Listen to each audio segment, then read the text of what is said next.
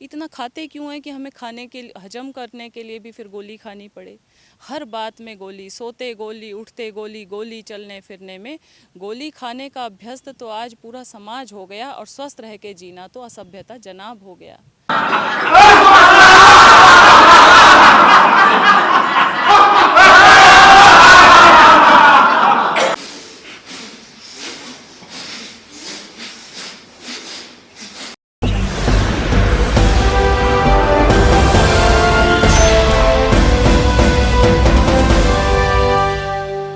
Hello and welcome to राजधानी news Gurugram.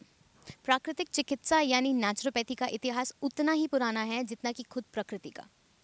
Naturopathy को बाकी चिकित्सा पद्धतियों की जननी भी माना जाता है। जब इतनी दवाइयाँ नहीं हुआ करती थी और जब इतने डॉक्टर्स नहीं हुआ करते थे, तब लोग नेचुरोपैथी के ज़रिए ही खुद को ठीक रखा करते थे। आइए जानते हैं कि नेचुरोपैथी आज के इस मेडिकली एडवांस ज़माने में कहाँ स्टैंड करती है। हेलो मैम, वेलकम टू राजधानी न्यूज़ गुरुग्राम। नमस्कार जी। तो हम इतना ज़्यादा सुन रहे हैं आजकल नेचुरोपैथी के बारे में, तो ये नेचुरोपैथी क्या है और ये इतनी ज़रूरी क्यों है? नेचुरोपैथी मतलब प्रकृति की चिकित्सा, नेचुरल हीलिंग, जो हम सब के अंदर पहले से होती है। जब आपको ज़्यादा खा लेते हैं तो वॉमिट हो जाती है। ये नेचर के साथ रहने का यही मतलब है कि जब हम गंदगी से भर जाते हैं तो नेचर अपने आप बाहर निकाल देती है। हम सिर्फ इसमें एक प्रोसेस में हेल्प करते हैं कि हमारे अंदर की गंदगी बाहर निकल सके। एलोपैथी का मतलब है उल्टा रास्ता, अंदर ही दबा देना रोग का, और नेचुरोपैथी का मतलब है रिमूवल ट्रीटमेंट, जो अंदर से सारी गंदगी को बाहर निकाल दे। मैम, अभी भी हमने कुछ लोगों से सुना कि वो बहुत सारे हॉस्पिटल्स जा चुके हैं, बहुत सारे ट्रीटमेंट्स वो ट्राई कर चुके हैं, लेकिन उनको कोई फ़र्क नहीं दिखा। तो इसमें इस यहाँ की थेरेपी में ऐसा क्या होता है कि लोगों को 1 महीने में, अगर कुछ क्रॉनिक डिजीज़ भी होती है, तो 1 महीने में उनको फ़र्क दिखने लग जाता है और काफ़ी चेंज दिखता है उनको?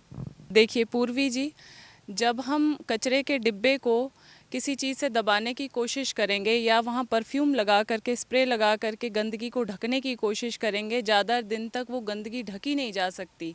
इसी तरह जब शरीर हमारा कचरे से भर जाता है, पूरी तरह से गंदगी से लबालब हो जाता है, जॉइंट्स पेन है, पेट की समस्याएं हैं, डायबिटीज़ है, स्किन की प्रॉब्लम है, ये सब इसीलिए है क्योंकि हम गंदगी को रोज़ दबा रहे हैं।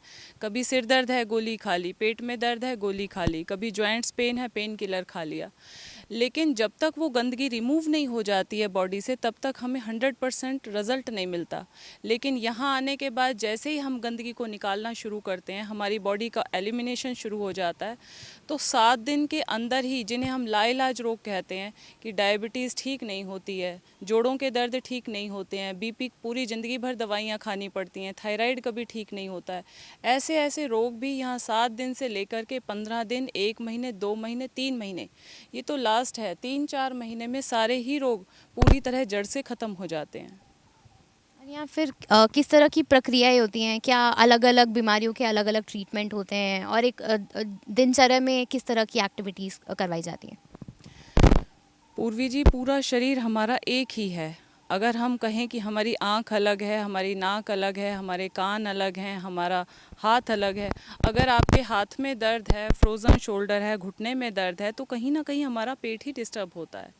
तो सारे रोगों का इलाज पेट से ही किया जाता है नेचुरोपैथी में। हम सारा ट्रीटमेंट पेट का करते हैं, लेकिन आपके पैर में आराम मिलना शुरू हो जाता है। हम ट्रीटमेंट पेट का करते हैं, आपकी नाक ठीक हो जाती है। इसलिए हमारा पहला काम होता है यहाँ आने के बाद पेट की सफाई करना। उसके लिए हम पेट पे मिट्टी की पट्टी लगाते हैं आधे से 1 घंटे तक। उसके बाद एनीमा या कॉलन हाइड्रोथेरेपी की जाती है। और पहले दिन जब आपका पेट साफ़ हो जाता है तो 90% रोग आपके अपने आप ही ठीक हो जाते हैं। ऊपर से कोई गंदगी डालनी नहीं है, पूरी तरह से रॉ ईटिंग के ऊपर होता है। यहाँ शुद्ध सात्विक आहार दिया जाता है। अब हम जब वापस नेचर के साथ जुड़ते हैं तो वापस ही स्वस्थ हमें प्राप्त हो जाता है, और पहले से ज़्यादा, कहीं ज़्यादा ऊर्जावान होकर के हम आगे काम कर सकते हैं।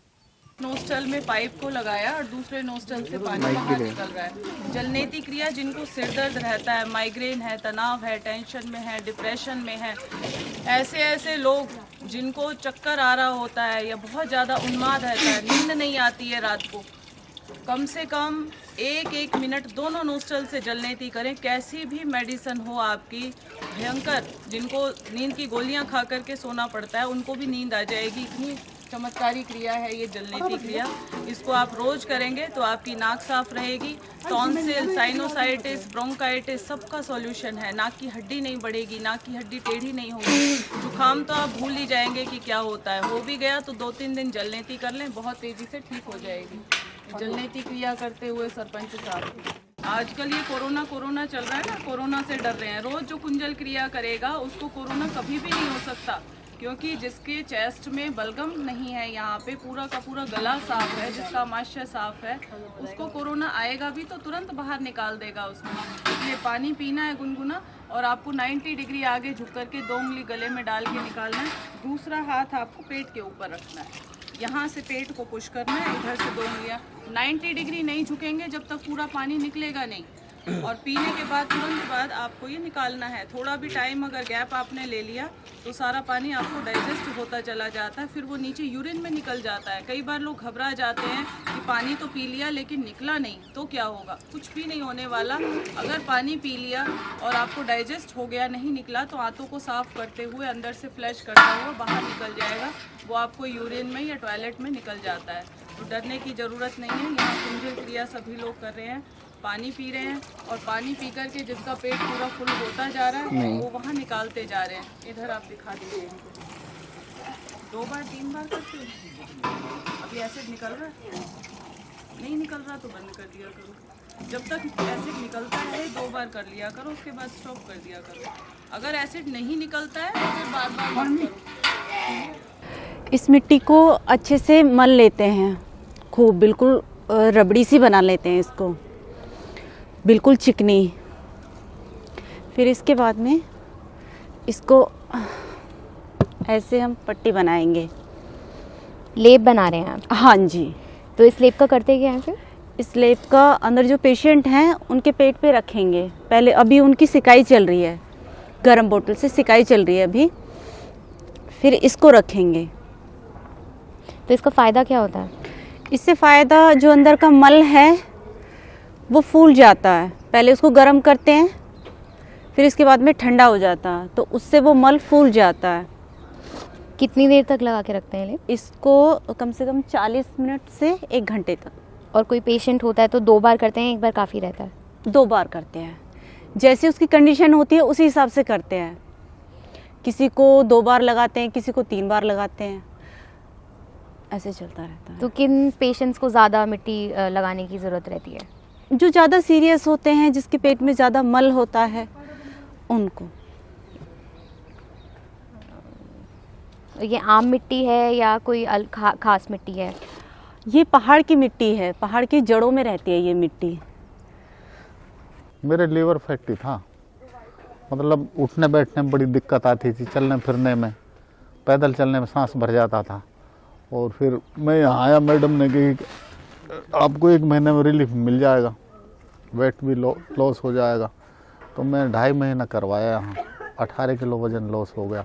मेरे अंदर 86 था, अब है 68। तो मतलब पूरी ताकत आ गई शरीर में। हाँ, एनर्जी आ गई काफ़ी। बैठने उठने में कोई दिक्कत ही ना आ रही। पहले तो बैठा ही नहीं जाता था, अब कोई दिक्कत ही ना है, कैसे बिठा लो कैसे बिठा लो। Hello everyone, myself Nitin Kumar and I belongs from Bhubaneswar, Gurgaon, Haryana. Actually I'm here for my treatment for psoriasis and it's almost 4 weeks and I saw कि मेरे को काफ़ी इम्प्रूवमेंट आई है इस चीज़ से। मैंने काफ़ी जगह, कोई ऐसा हॉस्पिटल नहीं जो छोड़ा हो, मैदांता, आर्टेमिस, फोर्टिस, मैक्स, पार्क, जितने भी हॉस्पिटल्स हैं मैं सब दिखाए और जो भी डॉक्टर सब दिखाया, लेकिन कोई फ़र्क नहीं पड़ा। मैं 3 times रिकमेंड हूँ for the post of the defence officer, for the lieutenant and the pilot Indian air force, but 3 times तीनों मेरे को सिर्फ इसकी वजह से दिक्कत आई है। मेडिकल में मैं मेडिकली आउट होता था, तो मेरे को यहाँ पे ऑप्शन बताया गया। मेरे को पता, नेट पे सर्च मारते तो पता चला कि यहाँ पे फुल ट्रीटमेंट किया जाता है इस चीज़ का। तो मेरे को यहाँ पे आया और काफ़ी मेरे को इम्प्रूवमेंट लग रही है। एंड मैं अपना फीडबैक ये देना चाहूँगा कि मोस्टली जो लोग हॉस्पिटल में जाते हैं वो यहाँ पे आएँ और अपना ट्रीटमेंट कराएं। मैं अभी 17 दिसंबर से आ रहा हूँ यहाँ। मेरे ये सोलिसिस हो गई थी, एलर्जी वगैरह टाइप की है। तो डॉक्टर साहब, मैडम से बात की थी, मैडम बोली यहाँ एडमिट हो जाओ। यहाँ मैं 1 महीना का इनका ट्रीटमेंट लिया, मेरे काफ़ी आराम है, मेरे 7-8 किलो वजन कम हुआ है और इसमें भी काफ़ी आराम है। अब मेरे कोई ना टैबलेट ले रहा हूँ, ना कोई किसी प्रकार की दवाई, ना किसी प्रकार का डॉक्टर के पास जाना। यहाँ सुबह आना, अपने 1.5 घंटा योगा करना, इनका ट्रीटमेंट लेना, इनसे फार्मेसी से मैं काफ़ी फ़ायदा है मेरा। ये हमें 10 मिनट तक लेनी होती है और ऑयल मसाज के बाद लेते हैं हम, लेग्स की मसाज के बाद। और इसे लेने से बॉडी में फ्लेक्सिबिलिटी और जो पेन है मसल्स में या बोन्स में, उसमें रिलैक्स मिलता है और बॉडी काफ़ी लाइट फील करती है। इससे निकलने के बाद टेम्परेचर नॉर्मल होने के बाद, वैसे तो हमें ठंडे पानी का शॉवर लेना चाहिए, बट अभी सर्दी है तो हम लोग सिर्फ ठंडे पानी से स्पॉन्ज करते हैं। स्पॉन्ज करने के बाद चेंज करके जब तक टेम्परेचर नॉर्मल नहीं हो जाता हम यहीं रुकते हैं, उसके बाद जाते हैं। फास्टिंग कितनी ज़्यादा ज़रूरी है? देखिए, तीव्र रोग, एक्यूट डिजीज़ का मतलब है गंदगी निकलना चाह रही है, तो हमें उसके सफाई में उसकी हेल्प कर देनी है। अब अगर हम भोजन करते रहेंगे तो गंदगी के अंदर ही और ज़्यादा जाता रहेगा। आपके घर में बिल्ली है, कुत्ता है, गाय है, घोड़ा है, कोई भी जानवर है, उसे आप ऑब्ज़र्व कीजिए क्या करता है। वो बीमार होने के बाद सबसे पहले वो भोजन छोड़ देता है, खाना छोड़ देता है। आपके हमारे घर में कैट है, डॉगी है, सबसे पहले ये यही काम करते हैं, खाना छोड़ते हैं। कई बार तो जा कर के बाहर पार्क में लॉन के अंदर घास चबाना शुरू कर देते हैं और इनको वॉमिट हो जाती है घास चबाते चबाते। जैसे ही इनको उल्टी होती है, पेट साफ हो जाता है, 2-3 दिन ये उपवास करते हैं। गाय के आगे कितना ही अच्छा हरा चारा लेकर के आ जाओ, बिल्कुल मना कर देगी गाय, कहेगी नहीं मुझे अच्छा नहीं लग रहा है, बिल्कुल मुंह फेर के खड़ी हो जाएगी। आप समझ जाते हो गाय बीमार है। कुत्ता भी यही करता है। हमारे घर में पालतू जानवर हैं, सब जंगली जानवर हैं, सभी यही प्रोसेस करते हैं। तो हमें भी बीमार होने के बाद भोजन बंद कर देना चाहिए। बीमार होने के बाद तीव्र रोग है, अगर आपको बुखार, हैजा, उल्टी, दस्त, फोड़े, फुंसियाँ, तो आपको तुरंत भोजन बंद कर देना चाहिए। और दवा लेने का मतलब तो यही है कि गंदगी अंदर पड़ी हुई है, आपने दवा लेकर के और गंदगी को बढ़ा दिया। भोजन और दवा आप बिल्कुल बंद करें। लंघनम परम औषधम, लंघन से बढ़कर के कोई दवाई नहीं है। ये सबसे बड़ी अच्छी दवाई है कि आप 3 दिन का फास्टिंग करें। प्लेन वाटर, जूस फास्टिंग, फलाहार, रसाहार और अंदर से निकालने का प्रोसीजर, जल नेति, रबड़ नेति, कुंजल क्रिया करके हमें उसको सफाई कर देनी है। और कैसा भी रोग हो, सारी दुनिया में हमने इसको हजारों लाखों रोगियों पे प्रयोग किया है और इसके चमत्कारी प्रयोग इतने ज़्यादा हैं कि पहले दिन आने वाला व्यक्ति जो चिल्ला रहा होता है भयंकर दर्द से कि कमर में दर्द है, बहुत भयंकर दर्द है, पीड़ा है, और यहाँ 3 दिन के अंदर अंदर किसी भी तरह के सीवियर दर्द हो, किसी भी तरह की सीवियर अल्सर हो, वो 3 दिन के अंदर अंदर सारा ब्लड आना, ब्लीडिंग होना, सभी तरह की प्रॉब्लम में 100% आराम मिल जाता है। बहुत ज़्यादा एक्यूट हो जाते हैं, बहुत ज़्यादा इस तरह के रोगी हो जाते हैं जब दवाइयाँ ज़्यादा खाई हुई होती हैं, तो उनको 15 दिन, 20 दिन, महीना, 2 महीने, 3 महीने का प्रोसेस होता है। जो ज़्यादा लाइलाज रोगी होते हैं या ज़्यादा दवाइयाँ खा करके आते हैं। रोग अपने आप में बहुत बड़ी बात नहीं होता है। रोग का मतलब है कि शरीर के अंदर कचरा है, वो निकलना चाहता है, लेकिन दवाई खाने के बाद हम धीरे धीरे उन्हें असाध्य रोगों में कन्वर्ट कर देते हैं। फिर वो रोग हमारे क्रॉनिक बन जाते हैं। फिर क्रॉनिक डिजीज़ को ठीक करना मुश्किल हो जाता है, लेकिन प्रकृति के साथ जुड़ करके आप क्रॉनिक डिजीज़ को भी आसानी से ठीक कर सकते हैं। मैम, आपने खाने का तो बताया कि हमें किस तरह का खाना लेना चाहिए डेली बेसिस पर भी और जब हम बीमार होते हैं तब भी, लेकिन उसके साथ साथ एक्सरसाइज करना, योगा करना कितना ज़्यादा ज़रूरी हो जाता है हमारी बिजी लाइफ के साथ? देखिए, जब खाते हैं तो पचाना नेचुरली पड़ेगा, इसलिए जिस तरह का मोड ऑफ वर्क है आपका, आप बैठे रहते हैं पूरा दिन भर चेयर पे, आपकी एक्टिविटी नहीं है, तो आप कितना भी अच्छा भोजन कर लें, आप बीमार होंगे ही होंगे, क्योंकि आपकी मूवमेंट नहीं है बॉडी की। इसलिए सारे पशु पक्षी प्राणी सुबह उठते ही खेलते हैं, कूदते हैं, भागते हैं, दौड़ते हैं। सुबह हमें 1 घंटे 2 घंटे अपनी बॉडी को रिचार्ज करना चाहिए। किसी खुले पार्क में, लॉन में जा कर के पहले तो दौड़ लगाइए, वॉक कीजिए, जितना आपकी कैपेसिटी है आप वॉक कर सकते हैं, वॉक कीजिए। उसके बाद ब्रीदिंग एक्सरसाइज, लंबे गहरे श्वास लेने की क्रियाएं करें। थोड़े बहुत आसन, प्राणायाम और सूर्य नमस्कार, सबसे ज़्यादा जो इम्पोर्टेंट आसन है और सबसे ज़्यादा बेनिफिशियल आसन सूर्य नमस्कार है, क्योंकि इसमें 12 आसनों का एक कंप्लीट पैकेज है और पूरे शरीर की आपकी एक्सरसाइज हो जाती है। तो कम से कम 1-1.5-2 घंटे जितना समय आपके पास है, सुबह शाम दोनों टाइम है तो दोनों टाइम दीजिए। और बैठ के रहने का आपका काम है, पूरा दिन भर ऑफिस में बैठ करके काम करते हैं, तो आपके लिए एक्सरसाइज मस्ट है। एक्सरसाइज नहीं करेंगे और खाना कितना ही अच्छा खाते रहें आप, आपको बीमार पड़ने से कोई नहीं रोक सकता है।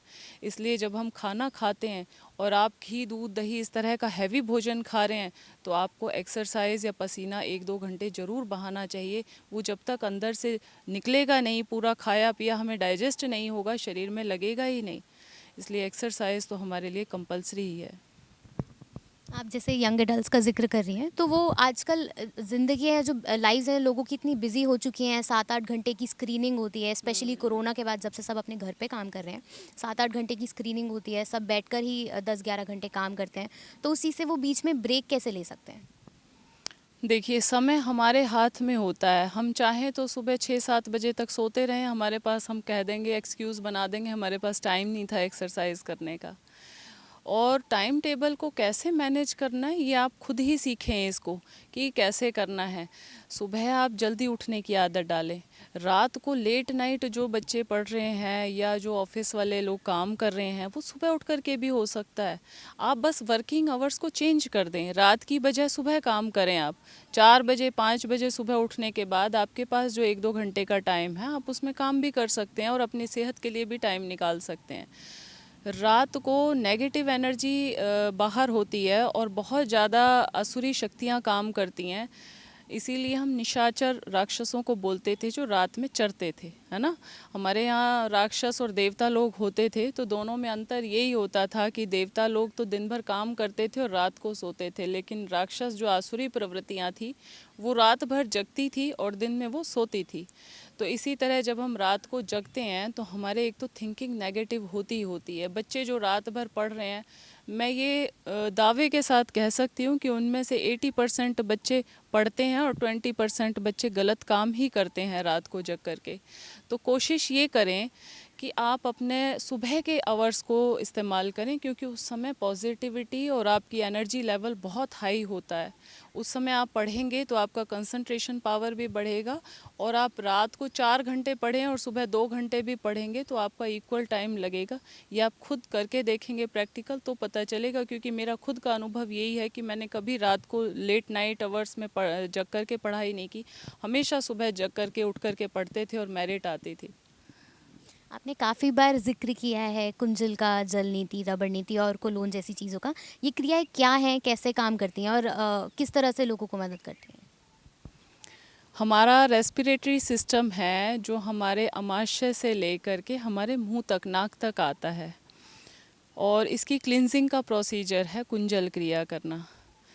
मान लीजिए आपको कफ बहुत ज़्यादा हो रहा है, एसिडिटी बहुत ज़्यादा हो रही है, या आपको किसी भी तरह सांस लेने में परेशानी आ रही है, तब आप इसका इस्तेमाल करें। 5, 6, 7 जितना ग्लास आप पानी पी सकते हैं, जल्दी जल्दी पी लें और आगे झुक कर के 90 डिग्री उसको पूरा बाहर निकाल दें। आपका आमाशय जिसमें एसिड भरा हुआ था, आपके लंग्स जिसमें आपके कफ भरा हुआ था, आपकी श्वास नली, आपकी भोजन नली, सब साफ़ हो जाएगा ऊपर से।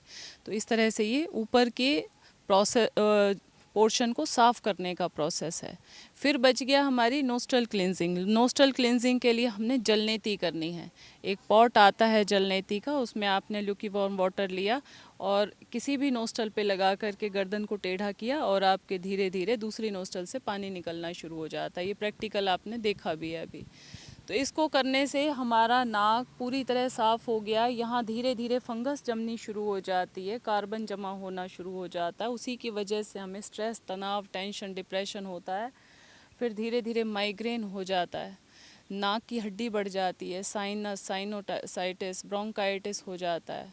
तो ये सारा का सारा प्रोसेस हमारी हेड क्लिनजिंग के लिए जलनेती का, और कुंजल क्रिया का चेस्ट क्लिनजिंग के लिए, और थर्ड बच गया अब हमारा एब्डोमेन। एब्डोमेन क्लिनजिंग के लिए मड पैक, पेट पे मिट्टी की पट्टी लगाई जाती है और उसके बाद फिर एनीमा किया जाता है। इससे सारा का सारा इंटेस्टाइन में जितना भी जमा हुआ चिपका हुआ मल सालों का पड़ा रहता है वो सब फ्लैश आउट हो जाता है। और जैसे ही पेट में से मल निकलता है, वास्तव में जिनके जॉइंट्स ऐसे जुड़ गए थे कि वो चलने फिरने में, एक दो कदम चलने में भी लाचार थे, वो भागना दौड़ना शुरू कर देते हैं। ये चमत्कारी क्रियाएं हैं। शरीर से मल हटेगा तो बल बढ़ेगा।